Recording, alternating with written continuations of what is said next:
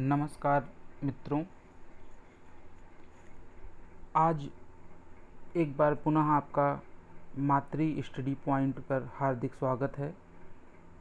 आज का यह वीडियो अत्यधिक महत्वपूर्ण है क्योंकि जब हम प्रतियोगी परीक्षाओं की तैयारी की बात करते हैं तो सबसे पहले यही प्रश्न उभर कर आता है कि आखिरकार प्रतियोगी परीक्षाओं की तैयारी हम कैसे शुरू करें या कैसे करें, क्योंकि किसी भी कार्य की शुरुआत करना अपने आप में आधी जंग जीतने के बराबर होता है। तो मैंने इस पर काफ़ी विचार किया तो मुझे लगा कि मुझे अपने व्यूअर्स को एक ऐसा वीडियो देना चाहिए, खासकर उन छात्रों को जो अभी तैयारी के प्रथम चरण में हैं या जो यह सोच रहे हैं लेकिन वह निर्धारित नहीं कर पा रहे हैं कि वह कैसे तैयारी करें, क्या पढ़ें, क्या छोड़ दें। तो इन सब बातों को लेकर के मेरा यह एक प्रयास है कि मैं आपको सही दिशा बता सकूं, और मुझे उम्मीद है कि शायद मैं अपने इस प्रयास में काफ़ी हद तक सफल भी रहूंगा। तो आइए हम चर्चा करते हैं कि प्रतियोगी परीक्षाओं की तैयारी कैसे करें। देखिए, सर्वप्रथम जब हम तैयारी करने के संदर्भ में आगे बढ़ते हैं तो हमें यह निर्धारित करना होता है कि हम किस परीक्षा की तैयारी करें। परीक्षाएं तो बहुत सारी हैं। जैसे अगर हम प्रतियोगी परीक्षा की बात करें तो एक परीक्षा जो संपूर्ण भारत के स्तर पर चयन कराती है, जिसमें आईएएस, आईपीएस, आईएफएस, आईईएस अर्थात Indian engineering service, railway, NDA आदि बहुत सारी जॉब्स हैं या बहुत सारी परीक्षाएं हैं जिनके माध्यम से हम या आप उच्च पद पर पहुंच सकते हैं। दूसरे स्तर पर अगर बात करें तो राज्य स्तर पर चयन हेतु भी बहुत सी परीक्षाएं विभिन्न आयोगों द्वारा, विभिन्न प्रादेशिक आयोगों द्वारा आयोजित की जाती हैं, जिनमें पीसीएस है, एसीएफ या आरएफओ जो वन विभाग के अंतर्गत जिसमें नियुक्ति होती है, आरओ एआरओ अर्थात सचिवालय, इसमें हाई कोर्ट के भी आरओ एआरओ की पोस्टें रहती हैं, बीईओ अर्थात खंड शिक्षा अधिकारी, पीजीटी, टीजीटी जो शिक्षक भर्ती से संबंधित हैं, लोअर जो पहले उत्तर प्रदेश लोक सेवा आयोग द्वारा आयोजित किया जाता था लेकिन अब इसे यूपी ट्रिपल एससी अर्थात अधीनस्थ सेवा आयोग को दे दिया गया है, और बीडीओ अर्थात विलेज डेवलपमेंट ऑफिसर इत्यादि जो पद हैं ये राज्य स्तर पर इनका चयन किया जाता है। इसे अगर हम मोटी संदर्भ में अगर देखें तो हम ये मान सकते हैं कि एक परीक्षा जो है वो आईएएस अर्थात यूपीएससी की तैयारी, और एक जो है वह पीसीएस, चाहे वो यूपी पीसीएस हो, चाहे बीपी बिहार पीसीएस हो, या आरपीएससी जिसे आरएएस कहते हैं वो हो। तो कहीं ना कहीं परीक्षाओं की तैयारी जो है वह इस पर निर्भर करेगी कि हम संघ लोक सेवा आयोग के लिए तैयारी कर रहे हैं अथवा राज्य लोक सेवा आयोग के लिए। तो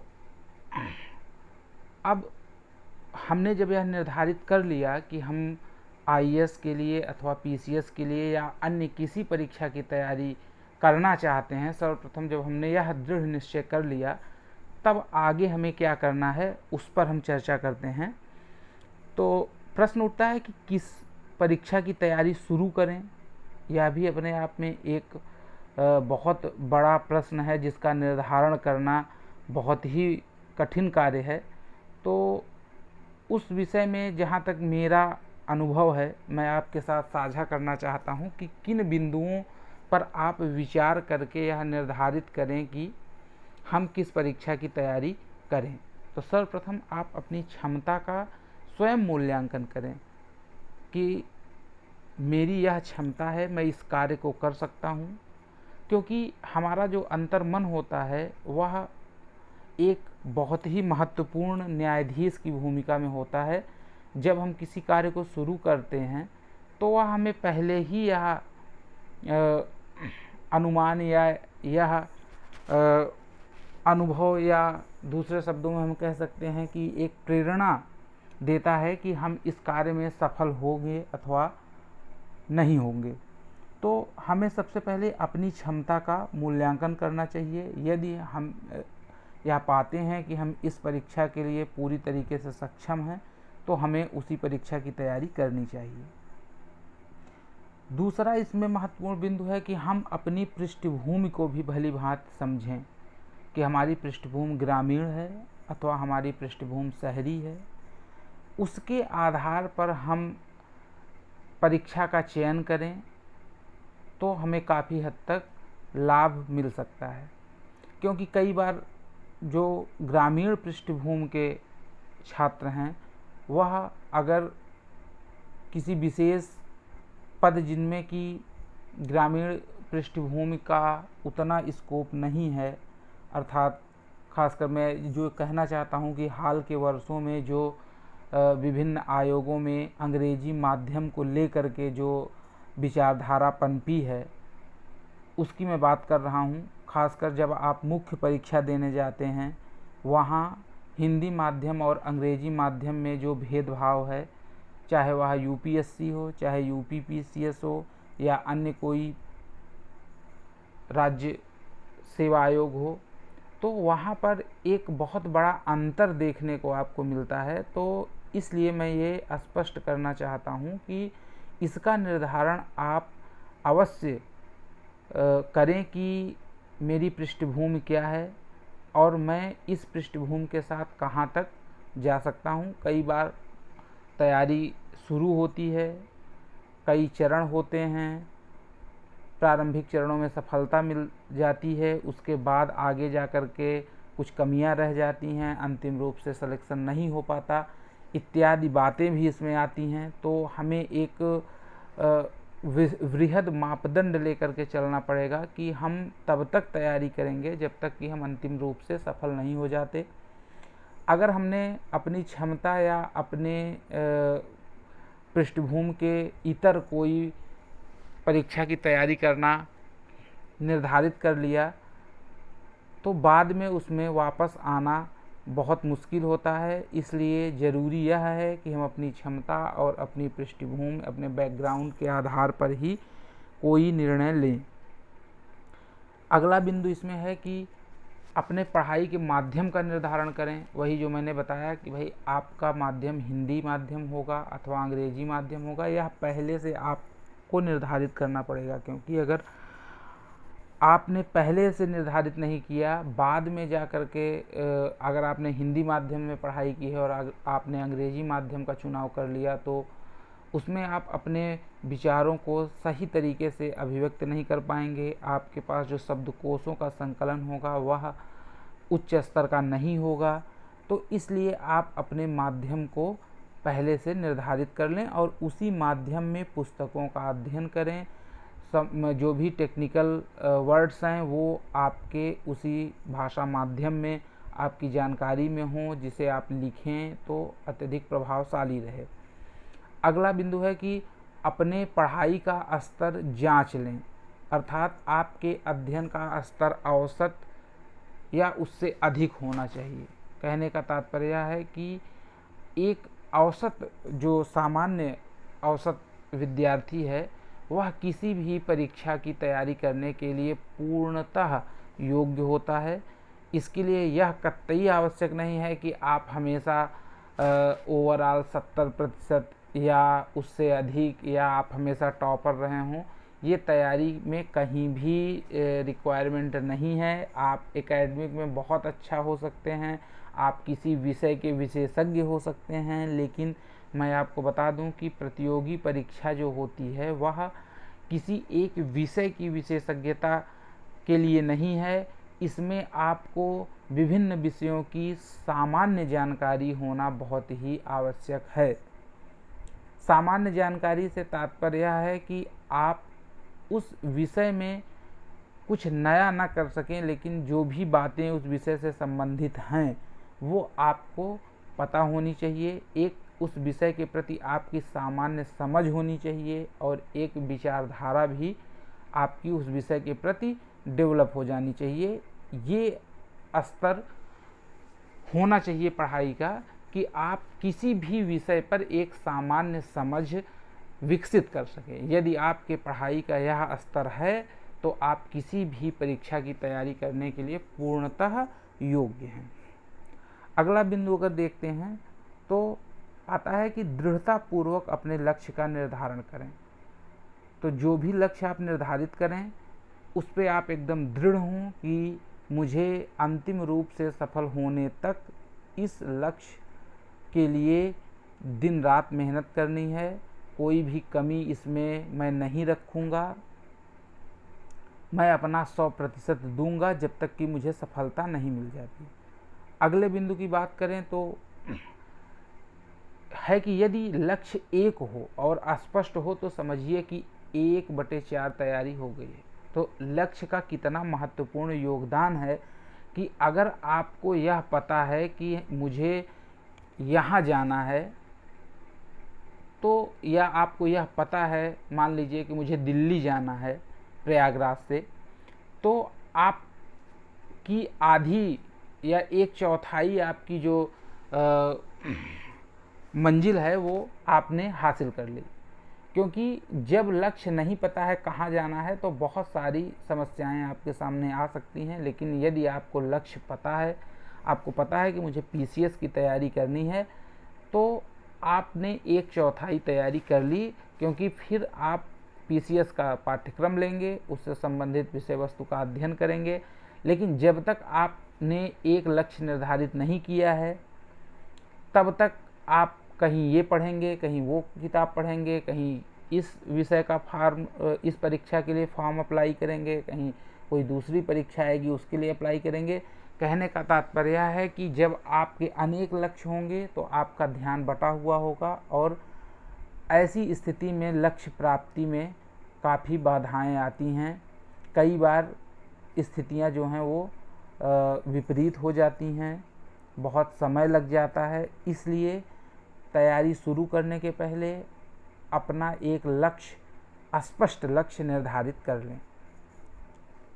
जिस परीक्षा की तैयारी करने जा रहे हैं उसका पाठ्यक्रम देखें। जब आपने यह निर्धारित कर लिया कि मैं इस परीक्षा के लिए या इस पद के लिए मैं तैयारी करूंगा, तो आप उससे संबंधित पाठ्यक्रम देखें। अगर आप यूपी पीसीएस के लिए तैयारी कर रहे हैं तो उसका पाठ्यक्रम देखें, आरओ एआरओ के लिए तैयारी कर रहे हैं तो उसका पाठ्यक्रम देखें, यूपी ट्रिपल एससी या अन्य किसी भी परीक्षा के लिए आप अगर तैयारी करना चाह रहे हैं तो आप उसके पाठ्यक्रम को सर्वप्रथम देख लें, अच्छी तरीके से बार बार उसको पढ़ लें, उसका कोई भी बिंदु छूटने न पाए। इसके बाद पाठ्यक्रम में आप यह देखें कि कौन कौन से टॉपिक हैं जो आपको अच्छी तरीके से तैयार हैं या उन पर आपकी पकड़ है। हो सकता है कि वो विषय आपने ग्रेजुएशन में पढ़े हों या इंटर लेवल पे पढ़े हों, उस पर आपको अच्छा कमांड हो, तो उनको आप एक तरफ नोट कर लें। और जो भी पाठ्यक्रम के टॉपिक जिनको आपने कभी नहीं पढ़ा है या जो विषय आपने कभी नहीं पढ़ा है उसको आप अलग नोट कर लें, क्योंकि उस पर आपको विशेष मेहनत करनी पड़ेगी। पाठ्यक्रम को समाहित करने वाली पुस्तकों का चयन कर लें। अब इसके बाद क्या होगा, पाठ्यक्रम आपने देख लिया, इसके बाद आप पाठ्यक्रम में जो जो टॉपिक हैं उनको कवर करने वाली पुस्तकों को आपको चयन करना होगा कि हम किस पुस्तक में पढ़ें, क्योंकि बहुत सारी पुस्तकें, बहुत सारे मटेरियल मार्केट में आपको मिल जाएंगे। लेकिन हमें क्या पढ़ना है, किस बुक से हम पढ़ें कि चीज़ें उसमें सारगर्भित हों और हमें अच्छी तरीके से समझ में आ जाएं, यह भी आप ही को निर्धारित करना होगा। तो इसके लिए ज़रूरी है कि आप विभिन्न पुस्तकों का अवलोकन करें जिनमें आपकी विषय वस्तु मिल रही हो, कंटेंट अच्छा हो, आपको समझ में आ रहा हो, भाषा सरल हो, शब्द उत्कृष्ट हों। उस पुस्तक का आप चयन कर लें, उससे आप तैयारी करें। प्रश्नों की प्रकृति को समझने हेतु पूर्व वर्षों के प्रश्नों को अवश्य हल करें। अब आप अगर पुस्तक आपने ले लिया है, आप उसको पढ़ते जा रहे हैं, पढ़ते जा रहे हैं, पढ़ते जा रहे हैं, आपने कॉन्सेप्ट डेवलप कर लिया। लेकिन कई बार क्या होता है कि परीक्षाओं में जो प्रश्न पूछे जाते हैं वह उनकी भाषा ऐसी निर्धारित कर दी जाती है कि थोड़ा सा आप कॉन्सेप्ट तो जानते हैं लेकिन फिर भी उस भाषा में एक भ्रम पैदा हो जाता है और उस प्रश्न का जो उत्तर होता है वो गलत हो जाता है। ऐसी स्थिति में हम विषय वस्तु को पढ़ें और उस टॉपिक से रिलेटेड जो भी प्रश्न हैं जो विभिन्न परीक्षाओं में पहले पूछे जा चुके हैं उनको भी हम हल करते चलें या देखते चलें कि प्रश्न किस तरीके से पूछे जा रहे हैं या पूछे जा सकते हैं। इसके बाद अगला बिंदु है कि निश्चित समय सारणी बनाएं और गहराई से विषय वस्तु का अध्ययन करें। जब आप किसी भी प्रतियोगी परीक्षा की तैयारी कर रहे हैं उसके लिए एक निर्धारित मानदंड रखना होगा कि हमें कम से कम इतने घंटे पढ़ाई करनी है, नियमित करनी है, क्योंकि यह कोई एकेडमिक पढ़ाई नहीं है जिसमें आपको 60%, 70%, 55% लाना है। यहाँ मूल्यांकन का जो स्तर है वो बहुत अलग है। जो आपके एकेडमिक में कापियों का मूल्यांकन होता है वो बिल्कुल अलग है। जब आप आयोग या किसी भी प्रतियोगी परीक्षा की तैयारी करते हैं वहाँ मूल्यांकन का स्तर अलग है, प्रश्नों की प्रकृति अलग है। तो इसलिए आपको एक निश्चित समय सारणी बनानी होगी, पर्याप्त समय देना होगा, तब जा कर के आप सफल होंगे। साथ ही साथ आप जब भी कोई विषय वस्तु पढ़ें उसके रिवीजन पर विशेष ध्यान दें। एक ही पुस्तक से पढ़ें, बार बार पढ़ें, जितनी बार हो सके उतनी बार पढ़ें ताकि चीज़ें आपको याद हो जाएं और जो भी फैक्ट हैं वो बिल्कुल पूरी तरीके से आपको कंठस्थ हो जाएं। क्योंकि उत्तर प्रदेश की जो विभिन्न परीक्षाएं हैं, चाहे वह यूपी पीसीएस हो चाहे यूपी ट्रिपल एससी हो, इसमें फैक्चुअल क्वेश्चन बहुत पूछे जाते हैं। हालांकि लोक सेवा आयोग ने अभी हाल में कुछ अपने प्रश्नों की प्रकृति में परिवर्तन किया है जिसमें अब लगभग 50% कॉन्सेप्ट से प्रश्न आते हैं 50, लेकिन अभी भी ट्रेंड यही है कि हर कॉन्सेप्ट वाले प्रश्न में कोई ना कोई फैक्ट वो उसमें ज़रूर रहता है। तो कहीं ना कहीं आपके फैक्ट और कॉन्सेप्ट दोनों का मूल्यांकन किया जा रहा है। तो रिवीजन पर विशेष ध्यान दें। और अब हम देखते हैं कि जो उत्तर प्रदेश में विभिन्न परीक्षाएं जो चाहे वो लोक सेवा आयोग हो या यूपी ट्रिपल एससी हो, अधीनस्थ सेवा आयोग, इसमें जैसे UP PCS, UP RO ARO अर्थात समीक्षा अधिकारी, सहायक समीक्षा अधिकारी, लोअर एपीओ जो सहायक अभियोजन अधिकारी है, बीईओ खंड शिक्षा अधिकारी इत्यादि जो परीक्षाएं होती हैं, इनमें सामान्यतः अगर हम प्रारंभिक परीक्षा की बात करें तो एक सामान्य अध्ययन का पेपर अवश्य होता है। तो आज हम बात करेंगे कि सामान्य अध्ययन जो प्रारंभिक परीक्षा में पूछा जाता है उसमें किन किन चीज़ों का हमको अध्ययन करना है, उसके लिए कौन सी प्रामाणिक पुस्तकें हो सकती हैं। तो जहाँ तक मैंने जो अध्ययन किया है, जिन पुस्तकों से किया है, वही मैं आपके साथ शेयर करूँगा। तो इसमें सामान्य अध्ययन में विभिन्न विषय हैं जैसे इतिहास, भूगोल, अर्थव्यवस्था, राज्य व्यवस्था, सामान्य विज्ञान, पर्यावरण पारिस्थितिकी, फिर उसके बाद जनसंख्या नगरीकरण पर करंट अफेयर्स और उत्तर प्रदेश विशेष, और साथ ही कुछ परीक्षाओं जैसे आरओ एआरओ हो गया या बीईओ हो गया या लोअर हो गया, तो उसमें कहीं ना कहीं मैथ और रीजनिंग के भी प्रश्नों का समावेश रहता है। तो लेकिन यूपी पीसीएस हो गया, उसमें सामान्य अध्ययन का जो प्रश्न पत्र है उसमें मैथ और रीजनिंग के प्रश्न नहीं रहते, तो उसमें मुख्यतः यही है। तो मैं उसी को बेस बना करके यहाँ पे आपसे चर्चा कर रहा हूँ। बाकी जो भी परीक्षाएं हैं उसका सिलेबस इसमें कहीं ना कहीं समाहित हो जाता है। जो थोड़ा बहुत अंतर है, तो आपकी अगर किसी भी विशेष पद के लिए कोई क्वेरी होगी तो आप कमेंट बॉक्स में मुझे कहेंगे, तो मैं उसके विषय में आपको एक अलग से वीडियो बना के उसकी सारी जानकारी उपलब्ध करा दूंगा। तो आइए इतिहास की बात करते हैं। तो इतिहास में आपको प्राचीन इतिहास, मध्यकालीन इतिहास और आधुनिक इतिहास। तीनों इतिहास, आधुनिक इतिहास जिसको राष्ट्रीय आंदोलन से भी जोड़ा जाता है। तो अगर आप सिलेबस उठा के देखेंगे तो उसमें राष्ट्रीय आंदोलन का अलग से जिक्र किया गया है। मैंने यहाँ संक्षेप में इतिहास जो लिखा है, इसमें आप ये मान के चलिए कि प्राचीन इतिहास, मध्यकालीन और आधुनिक इतिहास, जिसमें स्वतंत्रता के बाद तक की घटनाओं को समावेशित करते हुए आपको अध्ययन करना है। इसके लिए आप, अगर प्री परीक्षा की बात किया जाए तो अगर आपने NCERT पढ़ा है या आप पढ़ना चाहते हैं तो सर्वोत्तम है। लेकिन अगर आप NCERT को स्किप करना चाहते हैं, कम समय में बेहतर तैयारी करना चाहते हैं, तो इसके लिए परीक्षावाणी के जो पुस्तकें उपलब्ध हैं, प्लस घटना चक्र का पूर्वावलोकन अत्यधिक महत्वपूर्ण है। इसके साथ ही साथ अगर आप मेरे चैनल पे देखेंगे तो बहुत ही जल्द घटना चक्र के पूर्वावलोकन के समस्त विषयों का जो व्याख्यात्मक हल है वो मैं उसके सारे वीडियो अपलोड करूँगा, बहुत जल्द करूँगा। मैंने सर्वप्रथम पर्यावरण एवं पारिस्थितिकी से इसको शुरू किया है, लेकिन डेली इसमें मैं 1 से 2 वीडियो डालूँगा, अपलोड करूँगा। और अगर आप इस चैनल पे लगातार बने हुए हैं तो घटना चक्र पूर्वावलोकन की पूरी तैयारी इस चैनल के माध्यम से आपको करा दी जाएगी। ऐसी स्थिति में आप NCERT को पढ़ सकते हैं या परीक्षावाणी पढ़ सकते हैं। घटना चक्र पूर्वावलोकन की तैयारी आपको इस चैनल के माध्यम से करा दी जाएगी।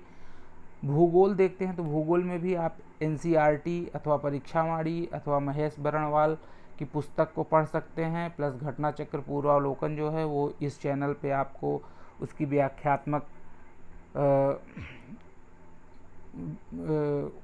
घटना चक्र की जो पूर्वावलोकन की जो सीरीज है वो आपको इस चैनल पे उपलब्ध करा दी जाएगी। अर्थव्यवस्था की बात करें तो NCERT अर्थव्यवस्था की भी पढ़ सकते हैं आप, या परीक्षावाणी की पुस्तक पढ़ सकते हैं। इसमें एक पुस्तक जो मैंने पढ़ा है मैग्रा हिल, टाटा मैग्रा हिल की, बहुत बढ़िया पुस्तक है। बहुत सारे कॉन्सेप्ट उसमें बहुत अच्छे दिए हुए हैं। प्लस आप पत्रिका, योजना या कुरुक्षेत्र में पढ़ सकते हैं कोई एक। और इसके लिए भी आप पूर्ववर्ती वर्षों में कैसे प्रश्न पूछे गए हैं, इनके लिए आप पूर्वावलोकन घटना चक्र का जो है उसको देख सकते हैं, या मेरे चैनल के माध्यम से आप उसका व्याख्यात्मक हल वाला वीडियो भी देख सकते हैं। वस्तुतः अर्थव्यवस्था में प्रारंभिक परीक्षा में कॉन्सेप्ट वाले प्रश्न कम पूछे जाते हैं। इसमें अर्थव्यवस्था से जुड़े जो करंट अफेयर्स के जो इशू होते हैं या जो उसमें आंकड़े होते हैं वो ज़्यादा पूछे जाते हैं, तो इसका एक अधिकांश भाग करंट अफेयर्स में ही समाहित कर लिया जाता है। राज्य व्यवस्था की बात करें तो इसके लिए भी NCERT बहुत बेहतर है, या आप परीक्षावाणी की पुस्तक पढ़ सकते हैं। इसके साथ आपको बेयर एक्ट पढ़ना बहुत ज़रूरी है, और आप घटना चक्र के पूर्वावलोकन का अध्ययन कर सकते हैं, जिसके लिए सारे वीडियो इस चैनल पे आपको उपलब्ध कराए जाएंगे। सामान्य विज्ञान के लिए आप प्रतियोगिता दर्पण का अतिरिक्तांक पढ़ सकते हैं, प्लस घटना चक्र का पूर्वावलोकन, जिसके की वीडियो आपको उपलब्ध कराए जाएंगे। पर्यावरण पारिस्थितिकी में आप परीक्षावाणी की पुस्तक पढ़ सकते हैं, लेटेस्ट हो जो, प्लस घटना चक्र का पूर्वावलोकन, जिसका कि वीडियो मैंने डालना शुरू कर दिया है। तो उसमें आप देख सकते हैं कि किस तरीके से एक तरफ तथ्यों का विश्लेषण किया जा रहा है और दूसरे तरफ उनसे संबंधित प्रश्नों को। तो आपके जो अध्ययन का जो तरीका होना चाहिए वो इसी तरीके से होना चाहिए। और मैं सबसे पहले आपको तथ्यों को पढ़कर बताता हूँ या उसकी व्याख्या करता हूँ, उसके बाद आपको उनसे संबंधित प्रश्नों में फिर उन्हीं तथ्यों को एक बार इसलिए दोहराता हूँ ताकि कम से कम 2 से 3 बार जब मैं उन तथ्यों को आपके सामने रखूँगा और आप उसे सुनेंगे, बार बार सुनेंगे, तो सारे तथ्य आपको याद हो जाएंगे। आपको इसके अतिरिक्त कुछ करने की ज़रूरत नहीं रहेगी। यदि आप केवल और केवल इन वीडियोज़ को देख लेते हैं तो पूर्वावलोकन जो घटना चक्र का है उसके लिए आपको कोई अतिरिक्त प्रयास नहीं करना पड़ेगा, मैं उसे आपको एकदम पूरी तरीके से रटा दूंगा। अब जनसंख्या एवं नगरीकरण की बात करें तो इसके लिए परीक्षा वाणी की पुस्तक जो है वो आप ले करके इससे संबंधित डाटा आप पढ़ सकते हैं। इस पर भी मैं एक शार्ट नोट्स वाला वीडियो बहुत ही जल्द लेकर के आऊँगा, जिसमें आपको जनसंख्या एवं नगरीकरण के महत्वपूर्ण जो आंकड़े हैं वो उपलब्ध करा दूंगा, जो परीक्षा में पूछे गए हैं अथवा जो पूछे जाने की जिनकी संभावना है। करेंट अफेयर्स, इसके लिए आप घटना चक्र या परीक्षा मंथन या विजन अर्थात कोई भी मासिक पत्रिका ले सकते हैं, या जो 6 मंथ का आता है या वार्षिकी आप पढ़ सकते हैं। लेकिन जो भी परीक्षाएं होंगी, खासकर लोक सेवा आयोग या SSSC से संबंधित, उसके 15 से 20 दिन पहले मैं एक करंट अफेयर्स का, जिसमें बहुत महत्वपूर्ण और संक्षिप्त होगा वह, ऐसा नहीं है कि 200 पेज का मैं करंट अफेयर्स आपको अवेलेबल करा रहा हूँ और आपने उसको बहुत पढ़ा और परीक्षा में 2 भी क्वेश्चन नहीं आ रहे हैं, तो ऐसा नहीं है। उसमें मैं बहुत शार्ट तरीके से एक ट्रिकी माध्यम में उसको मैं आपको उपलब्ध कराऊंगा और उसमें सारे विषयों का समावेश होगा, संक्षिप्त होगा, उसे मैं पढ़ूंगा, उसकी व्याख्या मैं आपको बता दूंगा और आप उसे बार बार देखेंगे तो सारे फैक्ट जो करंट अफेयर से संबंधित हैं वो आपको तैयार हो जाएंगे। इसके बाद उत्तर प्रदेश विशेष की बात करें तो इसके लिए भी परीक्षा वाणी की पुस्तक जो है वो बेहतर है, जिसके अध्ययन से आपको उत्तर प्रदेश से संबंधित जो भी प्रश्न हैं, 5 से 7 प्रश्न प्रायः परीक्षाओं में पूछे जाते हैं उत्तर प्रदेश विशेष से, जिसमें 2 से 3 प्रश्न करंट के होते हैं और 3 से 4 प्रश्न जो ट्रेडिशनल हैं उनसे पूछे जाते हैं। कभी कभी करंट का भाग ज़्यादा हो जाता है तो ट्रेडिशनल कम हो जाते हैं, तो कुल मिला के 5 से 7 प्रश्न ही उत्तर प्रदेश विशेष से पूछे जाते हैं।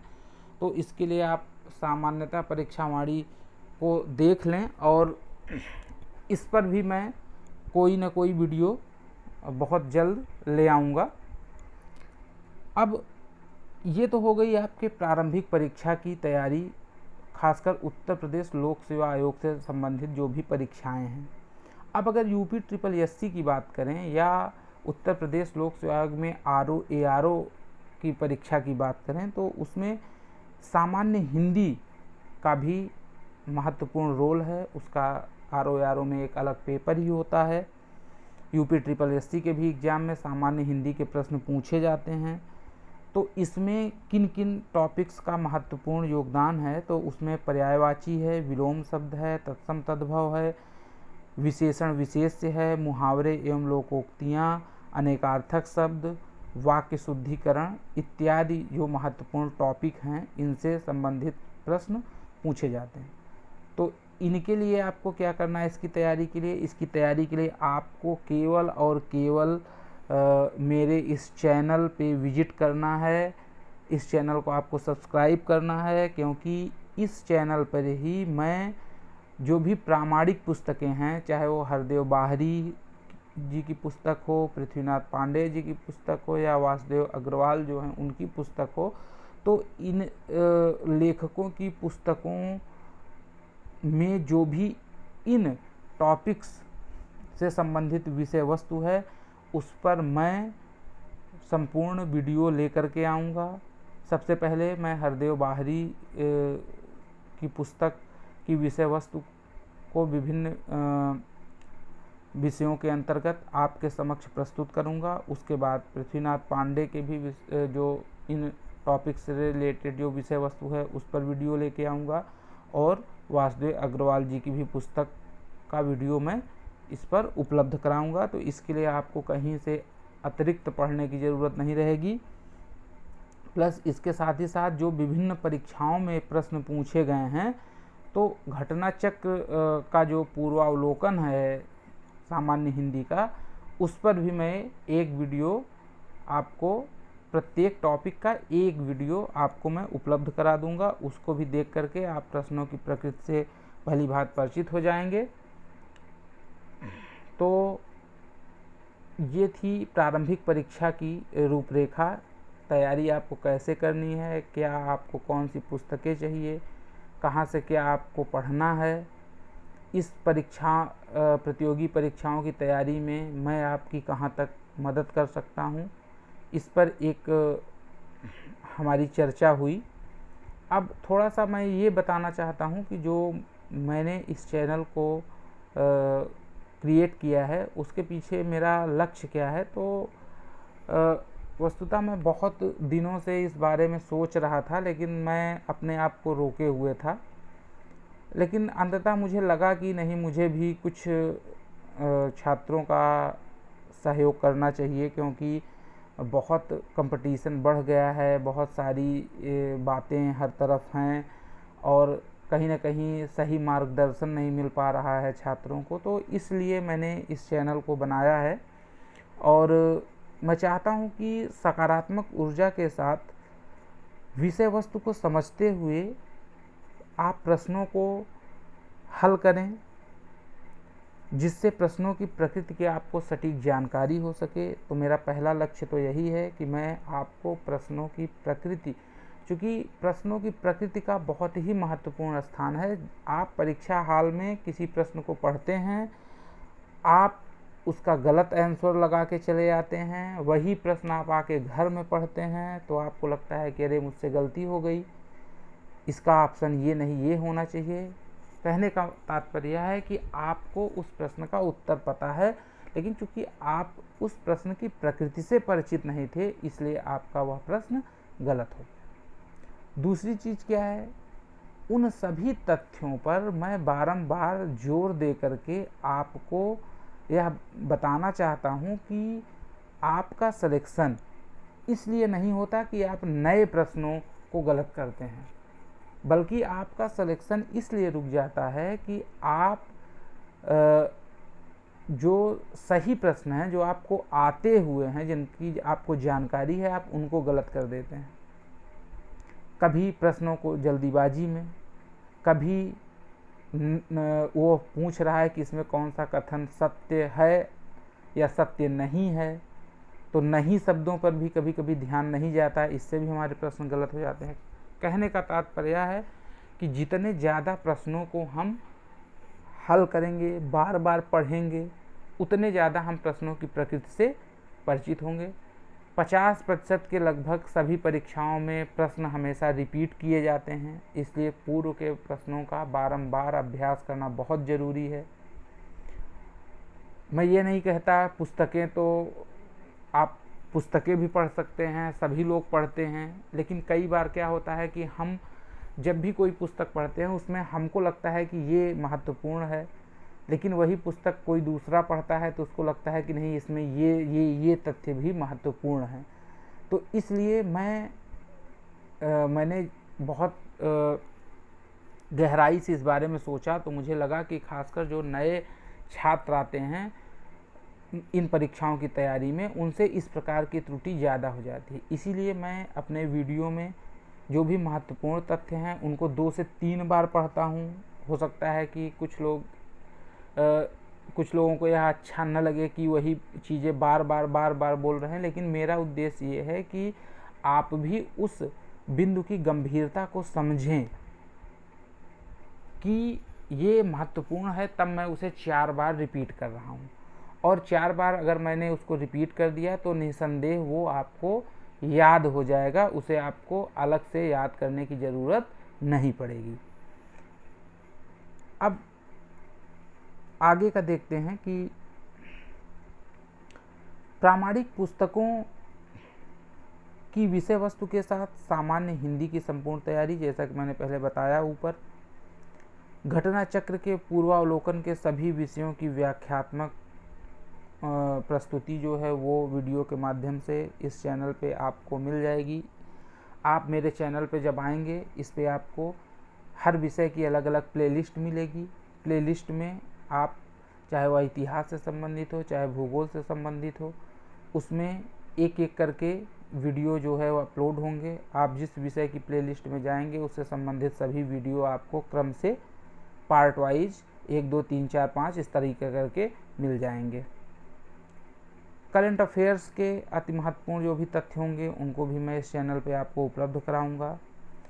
साथ ही साथ एक विशेष व्यवस्था यह मैं उपलब्ध